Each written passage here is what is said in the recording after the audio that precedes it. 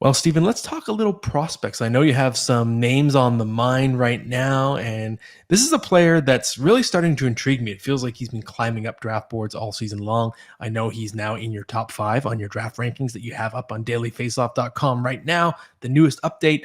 So tell me why you have Will Smith on the brain.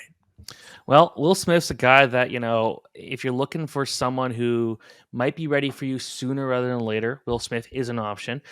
So he is going to Boston College next year. And that is kind of what everyone is expecting to just be a one and done, see what they could do. Boston College is going to have a very stacked team. It's going to be actually him, Gabe Perreault, Ryan Leonard. That same line is coming back. And they've got a couple other guys that are going to be there from the U.S. National Development Team. So there's that. And they've got one of the best goalie prospects for the NHL draft in Jacob Fowler. So I'm really liking what they're going to be able to do next year.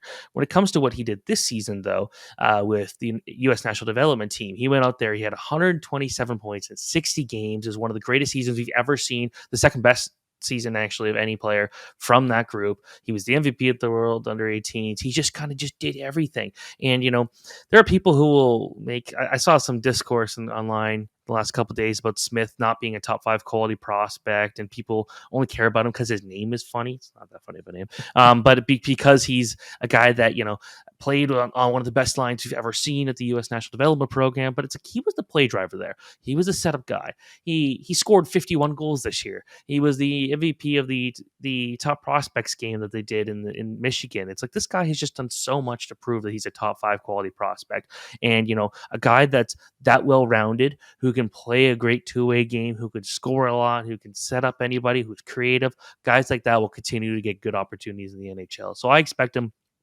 to be probably a number one center in the NHL, a guy who can also play on the power play, do all things like that. For me, you got to be keeping an eye on Will Smith. Whoever picks him, whether it's at number 4, number 5, number 6 in the NHL draft, you're getting a guy that will be such a vital part of your team moving forward. So I like Will Smith. It's funny, like this draft class just seems to be getting better and better on Mm-hmm. paper to me. And I'm wondering, like, Juraj Slavkovsky was number one last year. Where would he go this year? Would he be like the sixth pick? Are there So, five guys that would have gone number one last year? so put it this way: whenever he and Dvorsky played together, Dalibor Dvorsky, Dvorsky was the better player. But when it comes to Slavkovsky, it was like again that the 2022 draft looked really strong, and I think they got really impacted by that COVID year. Like the battle of potentially, it was going to be Shane Wright, Matt Savoy, and Brad Lambert was the three-headed monster. Like a year or two before that draft, and we saw kind of how that all fizzled apart.